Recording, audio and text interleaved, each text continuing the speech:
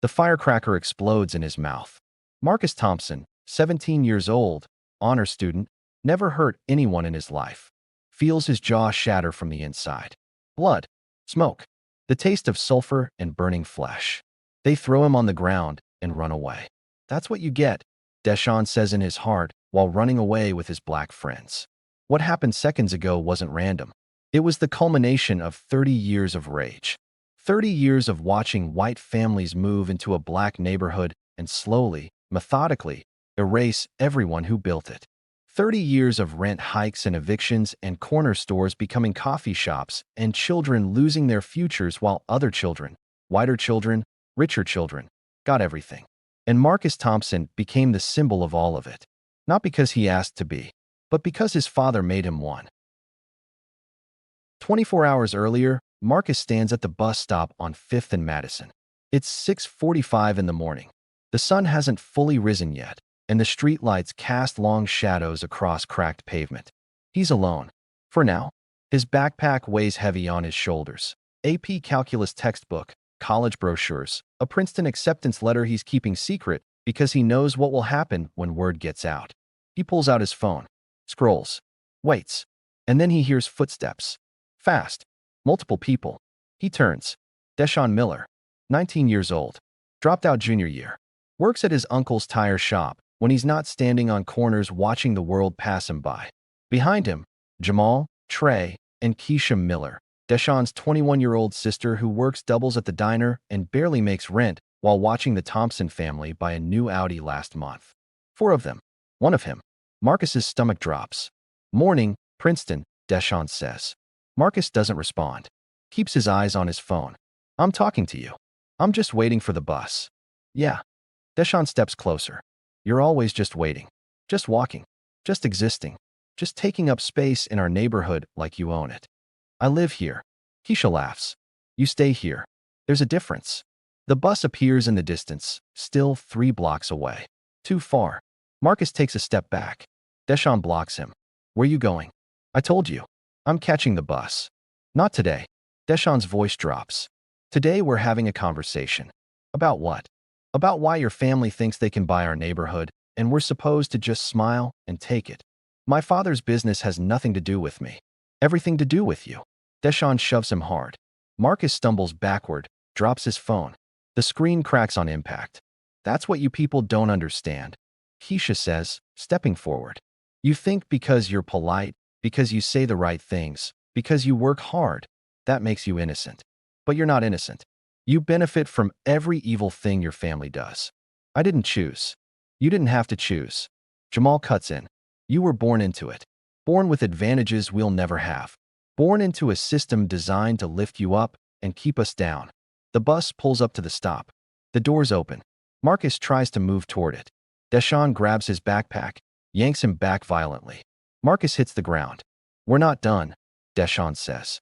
The bus driver, an older black woman named Mrs. Patterson, watches through the window. She doesn't intervene. She knows better. The doors close. The bus leaves. And Marcus realizes he's alone with them. Trey pulls out his phone and starts recording. Say something for the camera, Princeton, Trey taunts. Tell everyone how it feels to finally be on the bottom. Marcus tries to get up. Jamal pushes him back down. Nah, stay down there, Jamal says. That's where you belong. Down with the rest of us. Please, Marcus says. I haven't done anything to you. You exist. Keisha screams. You walk around here every day reminding us of everything we don't have. Every time I see you with your perfect clothes and your perfect grades and your perfect future, I have to go home and explain to my kids why we can't afford new shoes. Why we eat ramen 3 nights a week. Why their daddy left because he couldn't handle being broke. Her voice cracks. You want to know what you did to me? You reminded me every single day that no matter how hard I work, I'll never have what you have. And that's violence, Marcus. That's fucking violence. Marcus's eyes well up. I'm sorry, he whispers. Sorry. Deshawn crouches down. You're sorry? You think sorry pays my mama's medical bills? You think sorry brings back the house my grandparents built that your daddy bought and tore down? You think sorry gives my little brother a future? No, Marcus says. But what else can I say? Nothing. Deshawn stands. There's nothing you can say. Because words don't mean shit when your actions destroy lives. He looks at the others. Let's go. They don't drag him far. Just 2 blocks to the alley behind Franklin's Market. The same market Richard Thompson bought last year and renovated into an organic grocery store that sells $15 smoothies. The same market where Mrs. Chenoweth used to work the register for 30 years before Richard bought it, fired everyone, and hired a new staff that fit the aesthetic. Marcus tries to resist. Jamal punches him in the stomach. The air leaves his lungs. He doubles over, gasping. Get up, Deshawn orders. Marcus tries. Trey kicks his legs out from under him. He falls again, knees hitting concrete, hands scraping asphalt. 2 more people join them in the alley. Dante Brooks, the basketball star from school, the one Marcus thought didn't hate him, and Shanice Carter, Keisha's best friend, 23 years old, college dropout because she couldn't afford tuition and her student loan debt. Buried her. Yo, is this really happening? Dante asks. It's happening, Deshawn says. Man, I don't know. You don't know? Deshawn turns on him. This dude's father bought the building your aunt lived in. Kicked her out. Where was your sympathy then? Dante's jaw clenches. He looks at Marcus. Yeah, you're right, Dante says quietly. I remember. Marcus looks up at him. Dante, please. Don't say my name. Dante snaps. Don't act like we're friends. We were never friends. You were just the white boy I had to tolerate to get through AP classes. The words hit Marcus harder than the punch did. You know what this is about. Deshawn crouches down to eye level. This is about consequences. Your daddy has been buying buildings in this neighborhood for 10 years. 10 years of raising rents. 10 years of kicking families out. 10 years of destroying the only home we've ever known. I'm not my father, but you benefit from him. Deshawn grabs Marcus's jaw, forces him to look up. You think we don't see you? Walking around with your college dreams and your future while we're stuck here? While my little brother got expelled for something your friend did, but only he got punished for. While Keisha's kids go hungry because rent took her entire paycheck. I didn't know. You didn't want to know. Keisha pulls something from her purse. A firecracker. The big kind. The kind you see on the 4th of July. Marcus's eyes widen. What are you doing, he asks. Teaching you a lesson, Deshawn says. Please. Please. Deshawn laughs. You think begging works? You think saying please is going to save you? My father, he can help. He can lower rents. He can. He can shut the fuck up. Shanice cuts in. We don't want his charity. We don't want his help. We want him gone. We want all of you gone. Jamal and Trey grab Marcus's arms, hold him still. He struggles, tries to scream. Trey covers his mouth. You know what's funny? Deshawn says, pulling out a lighter. Your daddy put up a plaque at the high school. Has his name on it. Generous donor. Community leader. Like he's a hero. But you know what that plaque really says? It says, I bought my way into your space and you can't do anything about it. He lights the firecracker. The fuse sparks, hisses. This is for every family you displaced, Deshawn says. Every kid who lost their home. Every mother who cried because she couldn't afford rent. Every father who left because the shame was too much. Open your mouth, Deshawn orders. Marcus shakes his head violently. Jamal punches him in the ribs. Once, twice, 3 times. Marcus gasps. Deshawn shoves the firecracker into his mouth. Forces his jaw shut. Holds it there. Marcus's eyes are wide with terror. He's making sounds, desperate, animal sounds, but they're muffled by Deshawn's hand and the explosive lodge between his teeth. This is what it feels like, Deshawn whispers. This is what it feels like to be powerless. The fuse burns down. Down. Down. Keisha turns away. I can't watch.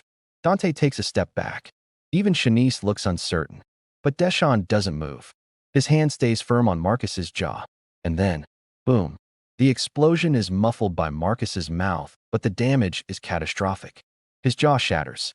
Teeth crack and scatter across the concrete like broken dice. Blood pours from his nose and mouth and ears. He collapses, convulsing, choking on blood and bone fragments and pieces of his own teeth. His body jerks. His legs kick. His hands claw at his face. Deshawn steps back, staring at what he's done. His hands are shaking. For a moment, just a moment, there's something like regret in his eyes. But then Keisha speaks. Good, she says. Maybe now he understands. Trey is still recording. Yo, this is crazy. Trey's voice is excited, almost giddy. This is going to blow up. Stop recording, Dante says. His voice sounds distant. Shocked. Why? This is gold. I said stop recording. Dante grabs the phone. They struggle. The phone falls. Cracks. But the video is already uploading to the cloud. Already being backed up. Already becoming permanent. Shanice kneels beside Marcus. He's not breathing right, she says. We need to call someone. No. Keisha grabs her arm. We call someone, we all go down. He's dying. He's fine. Keisha's voice is shrill. He's in shock. He'll be fine. But Marcus isn't fine. His lips are turning blue. Blood bubbles from his mouth with each shallow breath. His eyes are rolling back. We need to go, Deshawn says. Now. We can't just leave him. Yes, we can. Deshawn pulls Shanice to her feet. We leave now, or we all go to prison. They run. All of them. Leave Marcus there. Bleeding. Broken. Alone in an alley behind the market his father owns. Mr. Henry finds him. The old man who runs the corner store 2 blocks away was taking out trash when he heard something. A wet, gurgling sound. He follows it to the alley. Sees Marcus. Jesus Christ, Mr. Henry whispers. He pulls out his phone. Calls 911. Then he kneels beside Marcus and talks to him. Stay with me, son. Help is coming. Just stay with me. Marcus's eyes focus on him for a moment. He tries to speak. Nothing comes out except a wet, choking sound. Blood bubbles from his lips. Don't try to talk, Mr. Henry says. Just breathe. Just keep breathing. Sirens in the distance. Getting closer. Mr. Henry stays with him the whole time. This old man who has every reason to hate Marcus. Who lost his business to gentrification. Who watched his neighborhood get destroyed by people like Richard Thompson. He stays. Because underneath all the anger and pain and rage, there's still humanity. The ambulance arrives 3 minutes later. 2 EMTs, 1 white man named Carl, 1 black woman named Denise, jump out and rush to Marcus. Jesus, Carl mutters. What happened? I don't know, Mr. Henry lies. I just found him like this. Denise checks Marcus's vitals. He's in shock. Severe facial trauma. Possible airway obstruction from blood and debris. They work fast. Stabilize his neck. Clear his airway as best they can. Start in 4. We need to move now, Denise says. They load Marcus onto the stretcher. Mr. Henry watches them work. Is he going to make it, he asks. Carl doesn't answer. They don't know. The ambulance speeds away, sirens wailing, cutting through the morning quiet of the neighborhood.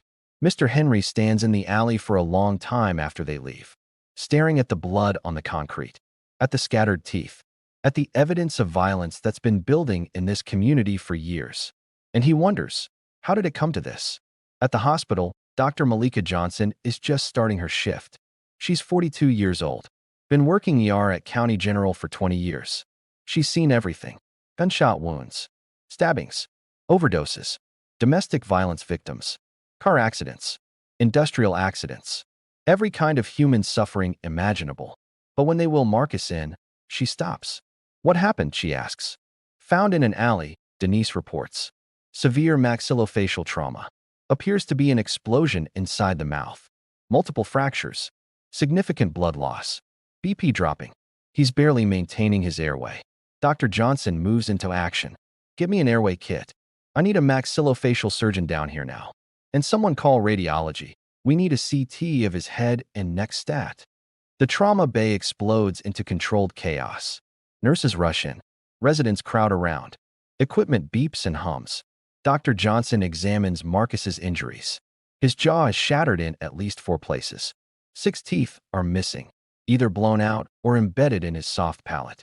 There's severe internal trauma to his mouth and throat. Burns on his lips and tongue. Possible damage to his airway. Swelling that could close his throat completely within the hour. This wasn't an accident, Dr. Johnson says quietly. What? A resident named Dr. Patel leans closer. This was intentional. Someone did this to him. How can you tell? Because I've seen injuries like this before. Dr. Johnson's voice is grim. Retribution injuries. The kind that happen when neighborhoods boil over and someone becomes the target. She looks at Marcus's face, swollen beyond recognition, covered in blood and burns. And she wonders, what did this kid do to deserve this? Or more accurately, what did his family do? We need to intubate, Dr. Johnson says. The swelling is getting worse. If we don't secure his airway now, we'll lose him. The team moves fast. But it's difficult. The damage to Marcus's mouth and throat makes normal intubation nearly impossible. Dr. Johnson has to perform an emergency cricothyrotomy, cutting directly into his throat to insert a breathing tube. Marcus's body jerks. Blood sprays. The monitors scream. "We're losing him." Dr. Patel shouts. "No, we're not." Dr. Johnson's hands are steady. "Give me suction. I need better visualization." She works. Finds the right spot. Makes the incision. Inserts the tube. Marcus's oxygen levels stabilize. "Got it." Dr. Johnson breathes. The room exhales collectively. But they're not done. Not even close. The surgery takes 6 hours. Dr. Johnson and Dr. Rashid, the maxillofacial surgeon, work meticulously. They remove bone fragments. Piece together what they can of his shattered jaw. Wire it shut to allow healing. Insert temporary plates that will need to be replaced in future surgeries. Clean the burns. Stitch the lacerations. Extract tooth fragments from his soft palate. Try to save what teeth remain. It's delicate work. One wrong move and Marcus could lose function in his jaw permanently. Could have nerve damage that affects his ability to speak, to eat, to live normally. Could have chronic pain for the rest of his life. But they're careful. They're skilled. And by the time they're done, Marcus is stable. Alive. But changed forever. Richard Thompson arrives at the hospital 40 minutes into the surgery. He's in a suit. Just came from a meeting with investors about another property acquisition on the west side. Catherine is with him. Her face is pale, makeup running from crying in the car. They rushed here from their home after getting a call from the police. "Your son has been injured. He's at County General." That's all they were told. "Where is he?" Richard demands at the front desk. The nurse, a young Latina woman named Rosa, checks the system. "He's in surgery." "Surgery." Catherine's voice cracks. "What happened?" "I can't give you details," Rosa says. "But the doctor will speak with you when." "Tell me what happened." Richard slams his hand on the desk. Rosa doesn't flinch. She's dealt with angry family members before. "Sir, I understand you're upset, but you need to wait for the doctor." "Do you know who I am?" Richard's face is red. "I know you're a father whose son is hurt," Rosa says calmly. "And I know that screaming at me won't change that. So please, sit down and wait." Richard looks like he's about to explode. Catherine puts a hand on his arm. "Richard, please." He sits, but the rage doesn't leave his face. Around them, the ER continues its chaotic rhythm. An elderly woman with chest pain. A teenager with a broken arm. A man with a knife wound. A young mother holding a feverish toddler. The waiting room is full of people dealing with their own crises. And Richard Thompson, used to being the most important person in any room, has to wait like everyone else. It's excruciating for him. Catherine tries to hold his hand. He pulls away. "This is that neighborhood," he mutters. "That goddamn neighborhood. I knew we should have moved years ago." "Richard, don't defend them. Don't tell me it's not their fault. Our son is in surgery because of those people. We don't know what happened." "I know exactly what happened." Richard stands, paces. "He got targeted. Because he's white. Because he's successful. Because he's ours." An older black couple sitting nearby looks over. The woman, maybe 65, speaks quietly to her husband, but Richard hears it. "That's Richard Thompson," she says. "The real estate developer." "The one who bought the Johnson building?" her husband asks. "The same one. Evicted 12 families last year." Richard turns. "Excuse me, do you have something to say?" The woman looks at him. "I'm just wondering if you think there's a connection." "A connection? Between your business practices and what happened to your son?" Richard's face turns purple. "Are you suggesting my son deserved this?" "I'm not suggesting anything," the woman says calmly. "I'm asking if you've considered that actions have consequences. My business is legal. I haven't done anything wrong." "Legal doesn't mean moral, Mr. Thompson." The woman's voice is steady. "And it doesn't mean people won't push back when you destroy their lives." "I don't destroy lives. I improve neighborhoods. I create value." "For who?" The woman's husband speaks now. "For the people who already had money? What about the families who've been here for generations? What value did you create for them? They can move." "To where?" The woman stands. "You bought buildings all over this city. You and people like you. Where exactly are we supposed to go?" Security steps in before Richard can respond. "Ma'am, sir, I'm going to need everyone to calm down," the guard says. The couple sits. Richard sits, but his hands are shaking with rage. Catherine is crying quietly. And somewhere upstairs, their son is on an operating table because of choices they made. Choices Richard still doesn't think he's responsible for. 3 hours later, Dr. Johnson emerges from surgery. Her scrubs are stained with blood. Her face is drawn with exhaustion. Richard and Catherine jump to their feet. "How is he?" Catherine asks. "He's alive," Dr. Johnson says. "But the damage is extensive. His jaw is fractured in multiple places. We count at least 4 major breaks. He's lost 6 teeth completely. 3 more are severely damaged and will likely need to be extracted later. There's severe internal trauma to his mouth and throat. Burns to his oral cavity. We've done what we can for now, but he'll need multiple surgeries over the next 6 to 12 months to fully reconstruct everything." Catherine sobs. Richard's jaw clenches. "Who did this?" Dr. Johnson hesitates. "I don't know the details. Someone knows." Richard's voice rises. "Someone saw this happen. Someone did this to my son, and I want to know who." "Mr. Thompson, don't tell me to calm down." He's shouting now. "My son was attacked. In broad daylight. In the neighborhood we live in. And you're telling me no one knows anything?" Dr. Johnson's expression hardens. "Mr. Thompson," she says quietly, "I understand your anger. But I need you to understand something. This neighborhood, the one you live in, the one you've been buying and renovating and transforming, people here are hurting. And when people hurt long enough, they lash out. So you're defending this?" Richard's voice is incredulous. "I'm not defending anything. I'm explaining context." "Context?" Richard laughs bitterly. "My son has a shattered jaw, and you're giving me context?" "Your son is alive," Dr. Johnson says. "Other people's sons aren't. Other people's sons are in prison or dead or stuck in cycles they can't escape because people like you make it impossible for them to survive." "People like me?" "Yes." Dr. Johnson doesn't back down. "People who take and take and take and then act surprised when there's pushback. People who gentrify neighborhoods and displace families and call it progress. People who profit from other people's suffering and then wonder why those people are angry." Richard stares at her. "You're fired," he says. Dr. Johnson smiles sadly. "You don't have the authority to fire me, Mr. Thompson. But you do have the authority to leave my ER if you're going to be disruptive. Your son is in recovery. You can see him in an hour. Until then, please wait quietly or leave." She walks away. Richard stands there, trembling with rage and something else. Something that might be fear. Because for the first time in his life, Richard Thompson is facing consequences he can't buy his way out of. When Marcus wakes up, his parents are beside his bed. It takes him a moment to remember where he is. Hospital. The smell of antiseptic. The beeping of machines. The pain. Oh God, the pain. His entire face feels like it's on fire.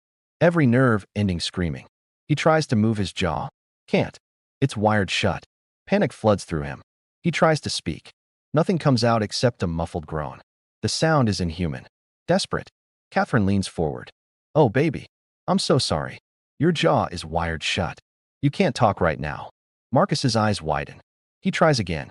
Again, nothing. Just pain and the horrible realization that he can't communicate.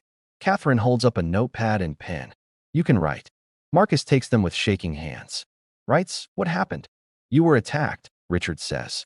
His voice is cold, controlled. "Someone put a firecracker in your mouth, and it exploded." Marcus's hand freezes. Memories flood back. The alley. Deshawn. The lighter. The fuse burning down. The moment of terror when he knew. He knew what was about to happen and couldn't stop it. He writes, "Am I okay?" Catherine's face crumples.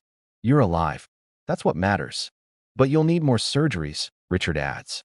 "Multiple surgeries. To reconstruct your jaw. To replace the teeth you lost. To fix the internal damage." Tears stream down Marcus's face. The salt stings the burns on his lips. He writes, "How long?" "Months," Dr. Johnson says from the doorway. "She's changed into clean scrubs. Maybe a year. Depending on how you heal and whether there are complications."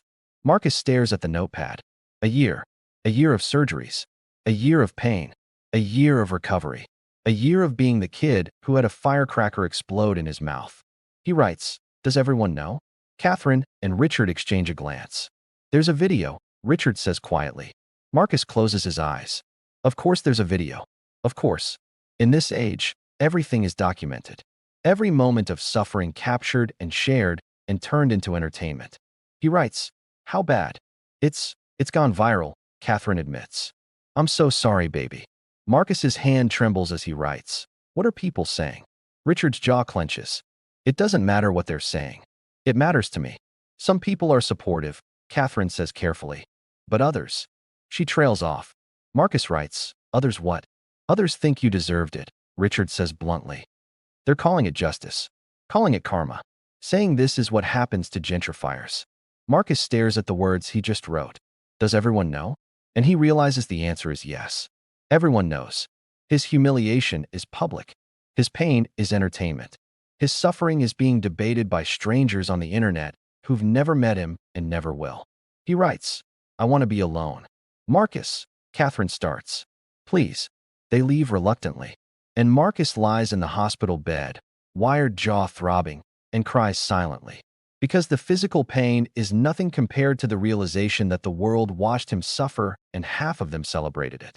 The video surfaces online 6 hours after the attack. Someone, probably Trey, uploaded it to WorldStar, Twitter, Instagram, TikTok. The title, Rich White Boy Gets What He Deserves. It's been edited with music, with commentary, with hashtags. Hashtag privilege hurt. Hashtag karma is real. Hashtag rich boy problems. Hashtag justice for our hoods. Hashtag gentrification has consequences. Within 12 hours, it has 2 million views.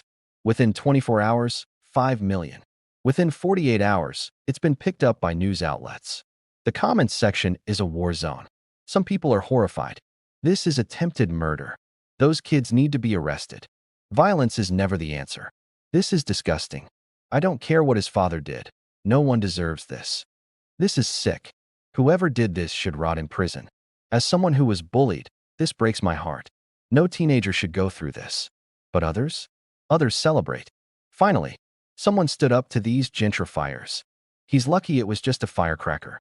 Some of us lost everything. Play stupid games, win stupid prizes. His daddy destroyed lives. Now he knows how it feels.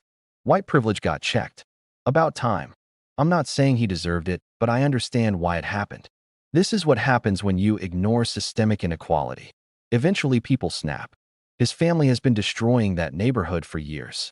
This was inevitable. The debate rages across social media. Twitter threads with thousands of replies arguing about whether this is justice or terrorism. TikTok videos with millions of views explaining gentrification and displacement. Instagram posts from activists saying, I condemn the violence, but understand the anger. Facebook arguments between family members who haven't spoken in years. Everyone has an opinion. No one asks Marcus what he thinks. Because Marcus can't speak. By day 2, cable news has picked it up. Wealthy teen attacked in gentrified neighborhood. Is this justice or revenge? The debates are fierce. On CNN, a panel discussion with 5 guests shouting over each other. This is what happens when systemic inequality goes unchecked, says Dr. Amanda Richardson, sociology professor. When people are pushed to the brink, they push back. We need to have an honest conversation about gentrification and displacement. Absolutely not, counters former prosecutor James Mitchell. This is domestic terrorism. These attackers need to be prosecuted to the fullest extent of the law. We cannot normalize violence against children. But he's not just a child, interjects community organizer Maya Jackson. He's the son of the man who's been systematically destroying that neighborhood. Actions have consequences. So you're saying he deserved to have his jaw shattered? James Mitchell's face is red. I'm saying his family created the conditions that made this inevitable, Maya Jackson replies calmly. On Fox News, the narrative is simpler. This is what the radical left has created. A culture where success is demonized and violence against white people is celebrated. This young man did nothing wrong except be born into a successful family, and for that, he was brutally attacked. On MSNBC, another angle. We need to examine the root causes here. Yes, the violence was wrong. But Richard Thompson has been displacing families in that neighborhood for a decade. Where's the outrage about that violence? Where's the 24/7 news coverage when a single mother gets evicted and has nowhere to go? The story dominates the news cycle for days. Politicians weigh in. The mayor holds a press conference calling for calm and promising an investigation. The city council has an emergency meeting about gentrification policies. Activists organize protests. And through it all, Marcus lies in a hospital bed, unable to speak, watching his life become a national debate. The police come on day 2. Two detectives, one black woman in her 50s named Detective Sarah Morris, one white man in his 40s named Detective James Hayes. Detective Morris has been working this precinct for 27 years. She knows this neighborhood, knows its history, knows the families that built it and the families that are destroying it. She also knows this case is going to be complicated. They sit beside Marcus's hospital bed. "Marcus," Detective Morris says gently. "I'm Detective Morris. This is Detective Hayes. We're here to ask you some questions about what happened. Is that okay?" Marcus nods slowly. Every movement sends pain through his jaw. "Can you identify who did this?" Detective Hayes asks. Marcus reaches for the notepad Catherine left on the bedside table. His hand is shaking. He writes slowly, "I don't remember." "You don't remember or you don't want to say?" Detective Hayes presses. Marcus writes, "I don't remember." It's a lie. He remembers everything. Deshawn's face. The lighter. The fuse burning down. Keisha turning away. Dante stepping back. Shanice kneeling beside him. The explosion. He remembers all of it with perfect, horrible clarity. But he also remembers something else. Dr. Johnson's words. People here are hurting. And he wonders, if he identifies them, if they go to prison, does that fix anything? Or does it just make everything worse? Detective Morris studies him. She's seen this before. Victims who refuse to cooperate because they're afraid. Or because they understand that the criminal justice system doesn't actually deliver justice. It just perpetuates cycles. "Marcus," she says, "I know you're scared. I know you're worried about retaliation. But these people need to be held accountable. What they did to you, that's not justice. That's not activism. That's assault. That's attempted murder." Marcus writes, "I know. Then help us stop them before they hurt someone else." Marcus stares at the notepad. Writes, "What happens after?" "After?" Detective Hayes frowns. "After we arrest them? They go to trial. They get sentenced. Justice is served." Marcus writes, "Asterisk and then what?" "The neighborhood still hates me. My family still lives there. Nothing changes except more people go to prison." Marcus writes, "And then what?" "The neighborhood still hates me. My family still lives there. Nothing changes except more people go to prison and more families get destroyed." Detective Morris leans back. She understands what he's saying. Because he's not wrong. "You're right," she admits. "Nothing fundamental changes. The same conditions that created this violence will still exist. But maybe, just maybe, it prevents the next attack." Marcus writes, "Or it makes them angrier. Or it proves their point that the system protects people like me and punishes people like them." Detective Hayes shakes his head. "This isn't about systems, kid. This is about right and wrong. What they did to you was wrong. Period." Marcus writes, "I agree. But sending them to prison won't make it right. It'll just add more wrong to the pile." The detectives are quiet. Because Marcus isn't wrong. "We still need to investigate," Detective Hayes says. "We have the video. We'll identify the perpetrators from that. And we'll build a case. But without your testimony, it's going to be extremely difficult to prosecute." Marcus writes, "I understand." "Do you?" Detective Morris asks. "Because if we can't prosecute, these people walk free. And the message that sends is that you can brutally attack someone and face no consequences." Marcus writes slowly. "The message my family sends every day is that you can destroy someone's home and face no consequences. Maybe we're even now." Detective Morris stares at those words for a long moment. "You're braver than most people in your position," she says finally. "Most people would want blood." Marcus writes, "Blood doesn't fix anything. It just stains everything it touches." The detectives leave. But Detective Morris pauses at the door. "For what it's worth," she says, "I think you're thinking about the bigger picture.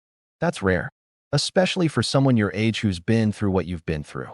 But I hope you understand, if they do this again, to someone else, you'll carry that too." Marcus stares at the blank notepad after she leaves. He hadn't thought about that. The weight of what might happen next. Richard Thompson doesn't wait for justice. The same day the detectives leave, Richard makes calls.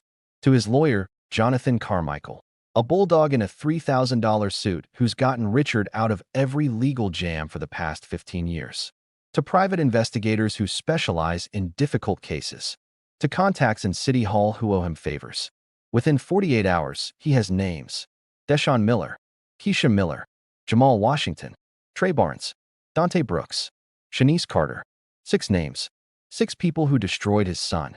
Richard takes the information to the police station, walks past the front desk, past officers who recognize him and step aside because money buys access even in supposedly egalitarian spaces. He walks into Detective Morris's office unannounced. "I want them arrested," Richard demands. "Today." Detective Morris looks up from her paperwork. "Mr. Thompson, you can't just. I have names. I have addresses. I have photos. Everything you need to make arrests. Without your son's cooperation. My son is 17 years old and traumatized."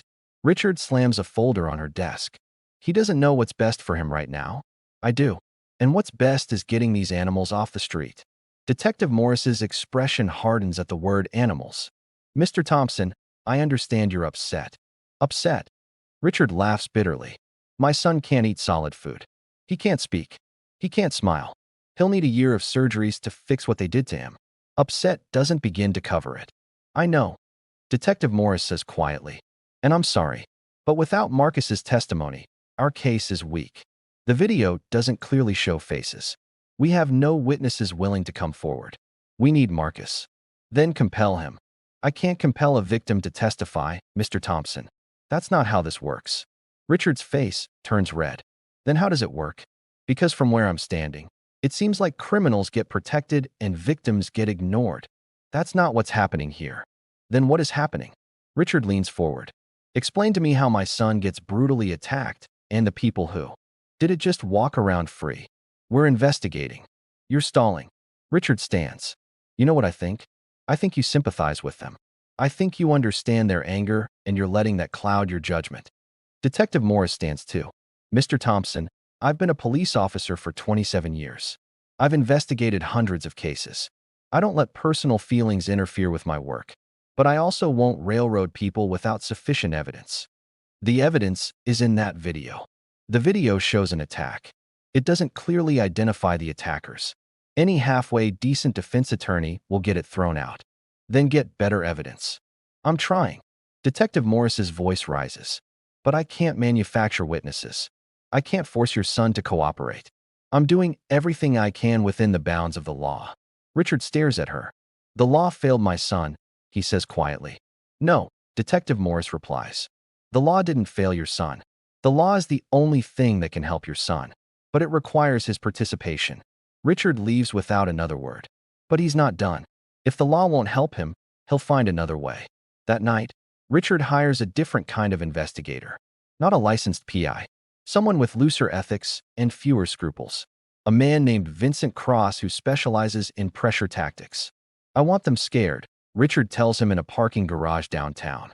"I want them to know that what they did has consequences." Vincent nods.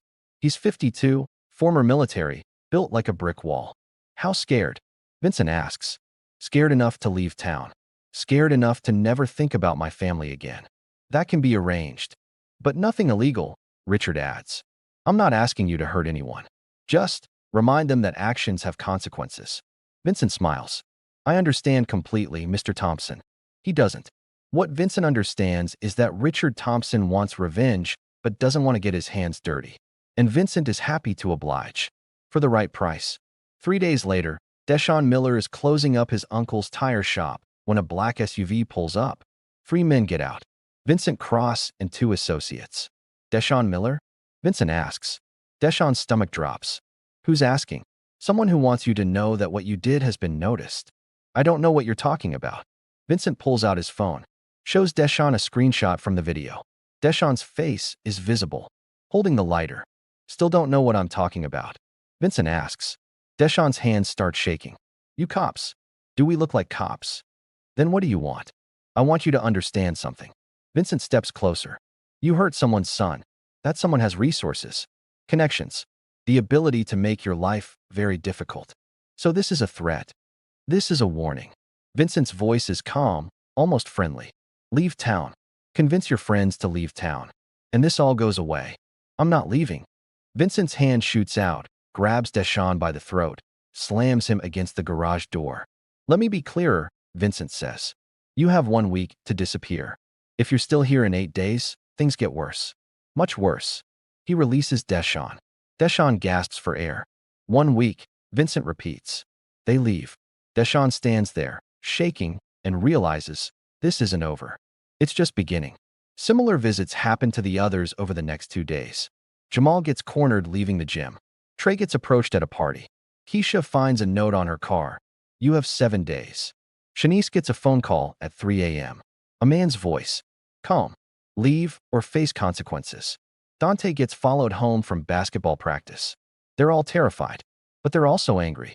Because this harassment, this intimidation proves their point. Rich people can buy anything, including revenge. On day 4, Keisha calls a meeting. All 6 of them at her apartment. Kids asleep in the bedroom. Everyone crowded in the living room. We need to talk about what's happening, Keisha says. You think? Jamal's voice is sharp. I got jumped by 3 dudes yesterday. They didn't touch me, but they made it real clear they could. Same, Trey adds. This is Richard Thompson. Has to be. Of course it's him, Dante says. Who else would it be? Deshaun hasn't spoken yet. He's been sitting in the corner, staring at his hands. Deshaun. Keisha prompts. What do you think we should do? I think. Deshaun looks up. I think I made a mistake. Silence. What? Jamal stares at him. I shouldn't have done it, Deshaun says quietly. I shouldn't have hurt Marcus. Are you serious right now? Shanice's voice is incredulous. After everything his family did to us? After all the people they displaced? I know what his family did, Deshaun says. But Marcus isn't his family. He's just a kid. Like us. And I hurt him because I was angry at something he didn't do. He benefited from it. Keisha argues. So what? Deshaun stands. So we hurt him? How does that fix anything? How does that bring back Grandma's house? How does that lower your rent? It doesn't. It just makes us the bad guys. We were already the bad guys, Dante says quietly. To people like them, we were always the bad guys. Then why prove them right? Deshaun asks. Nobody has an answer. I'm turning myself in, Deshaun says. What? Keisha stands. No. You go to jail, you throw your life away. My life is already thrown away, Deshaun replies. I work at a tire shop. No diploma. No future. No hope. At least this way I take responsibility for what I did. Deshaun. I'm done, Keisha. His voice cracks. I'm done being angry. I'm done hurting people. I'm done pretending that violence is justice. He walks toward the door. If you turn yourself in, we all go down, Jamal says. They'll make you give up names. I know, Deshaun says. And you're okay with that? Deshaun pauses at the door. No, he says. But it's the right thing to do. He leaves. The others sit in silence, wondering if they should follow, wondering if they should run, wondering if there's any way out of this that doesn't end in prison or worse. Deshaun doesn't go to the police. Not yet. Instead, he goes to County General Hospital, walks through the automatic doors at 11 p.m., past security, past nurses, following signs to the surgical wing. He finds Marcus's room. The door is closed. Deshaun stands outside for 5 minutes, hand on the handle, trying to find the courage to go in. Finally, he opens it. Marcus is awake, sitting up in bed, watching something on his phone. When he sees Deshaun, his eyes widen. Fear flashes across his face. Don't, Deshaun raises his hands. I'm not here to hurt you. I promise. Marcus doesn't move. His hand edges toward the call button for the nurse. Please, Deshaun says. Just give me 2 minutes. If you want me to leave after that, I'll leave. Marcus hesitates, then nods slowly. Deshaun steps inside, closes the door behind him. I'm sorry, Deshaun says. Marcus stares at him. I know sorry doesn't fix your jaw, Deshaun continues. I know it doesn't take away the pain or the surgeries or any of it. But I need you to know I'm sorry. Marcus reaches for his notepad. Writes, why are you here? Because I can't sleep, Deshaun admits. I close my eyes and I see your face. I see the blood. I hear the sound of the explosion.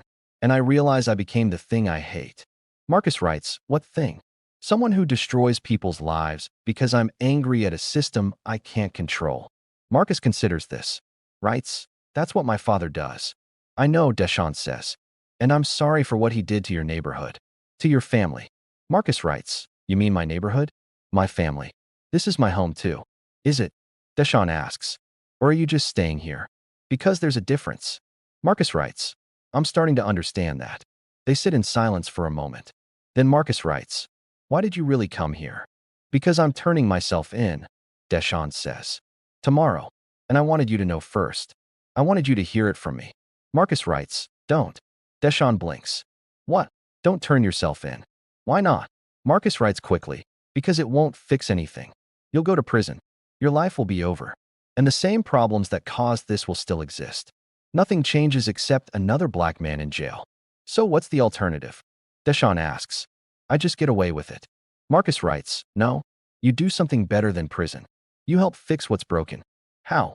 Marcus writes, I don't know yet. But we figure it out together. Deshawn stares at the words. You want to work with me? After what I did to you. Marcus writes, you want to work with me? After what my family did to yours. Deshawn laughs. It's a broken sound, but it's real. You're crazy, Deshawn says. Marcus writes, probably. But maybe crazy is what we need. They talk for an hour. About rage and privilege and systems and choices. About how they're both victims of something bigger than themselves. About how fighting each other doesn't change anything. About what real change might look like. When Deshawn finally leaves, something has shifted. Not fixed, but shifted. And sometimes that's where change begins. The next morning, Richard Thompson gets a call from Vincent Cross. One of them went to the hospital last night, Vincent reports. Deshawn Miller visited your son. Richard's blood runs cold. What? He was there for about an hour. Left peacefully. Did he threaten Marcus? Our source inside says no.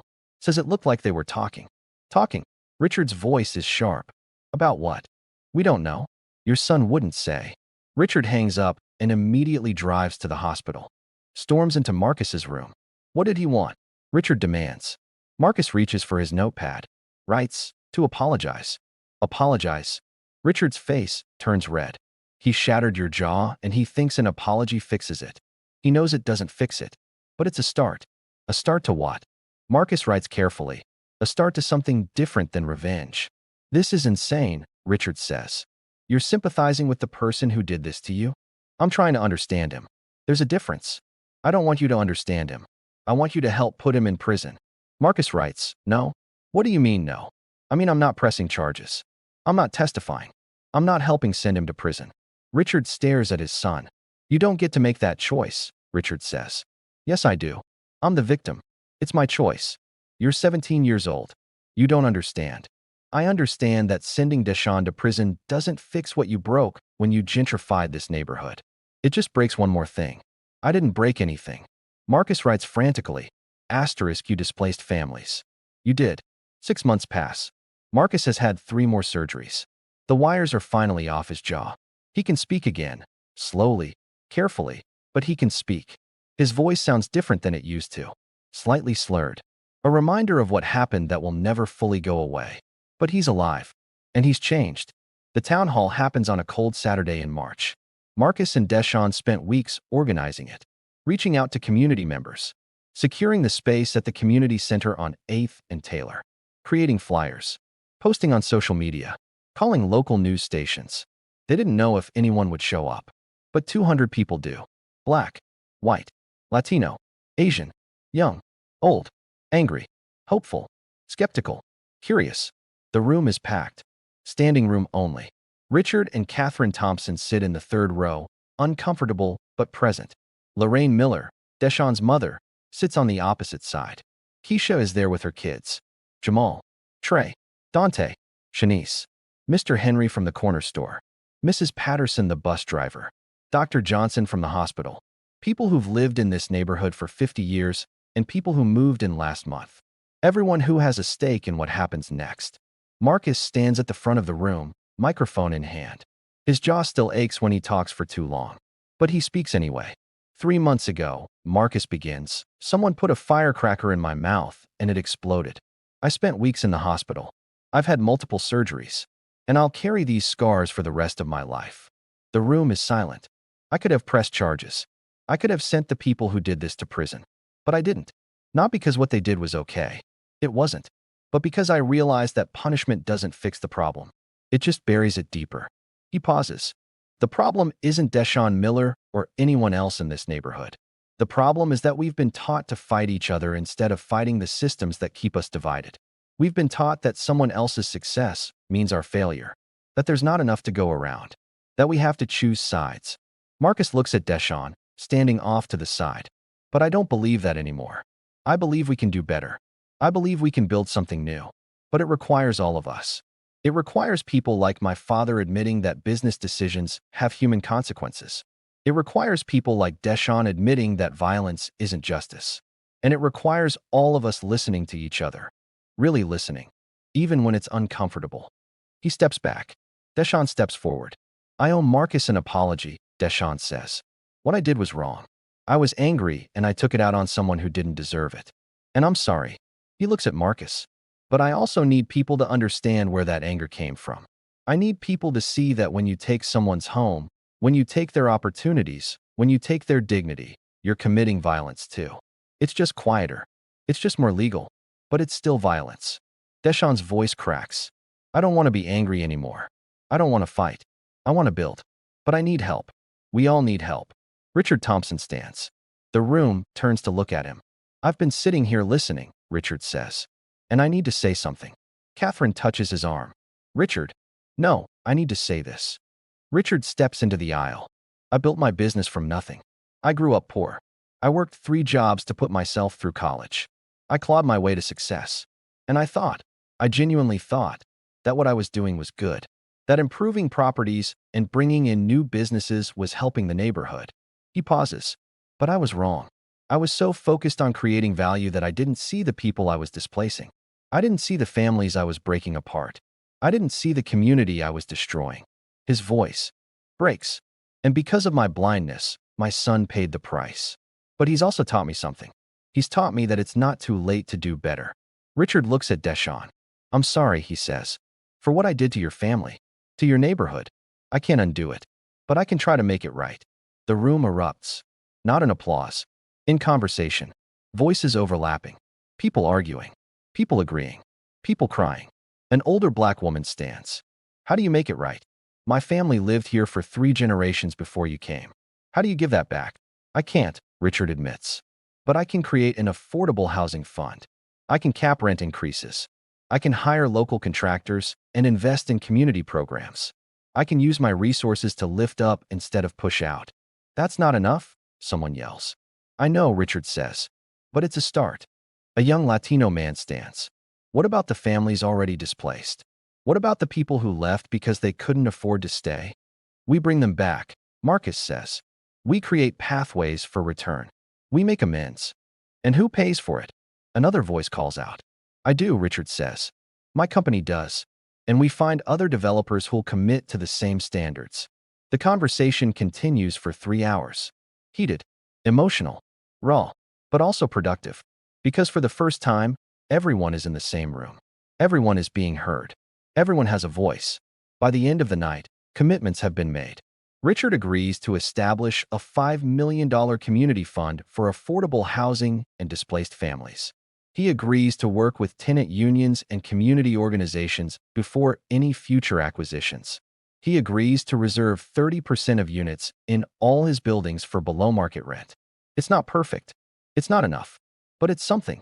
Deshawn and Marcus agree to co-lead a youth initiative focused on bridging divides and creating opportunities.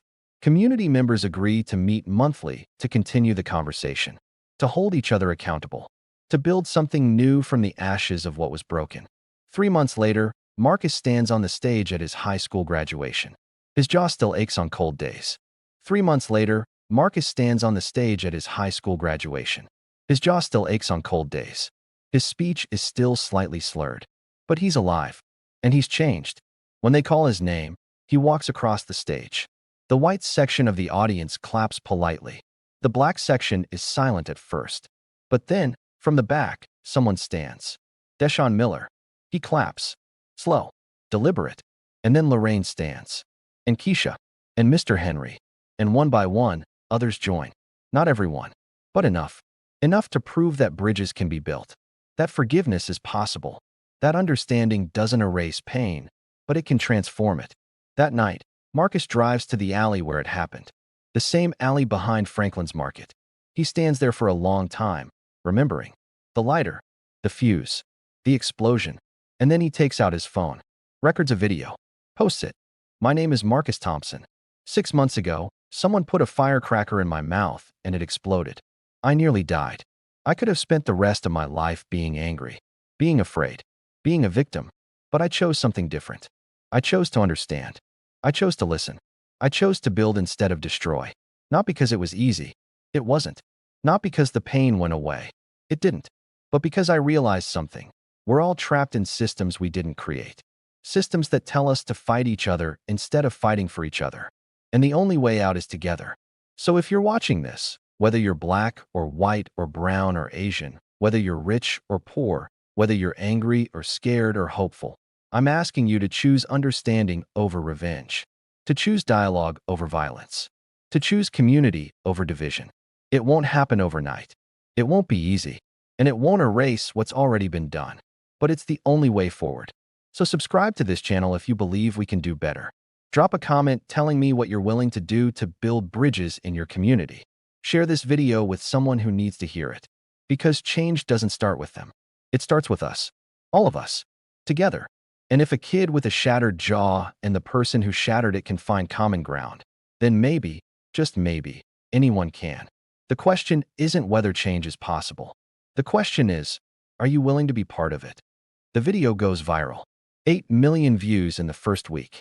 Thousands of comments. Most supportive. Some skeptical. A few hateful. But the message spreads. And slowly, so slowly, things begin to change. Not everywhere. Not perfectly. But in small pockets. In individual hearts. In conversations that would have never happened before. A year later, Marcus returns from his first semester at Princeton. The neighborhood looks different. Still gentrifying. Still tense. Still divided in many ways. But there's also a community garden where an abandoned lot used to be.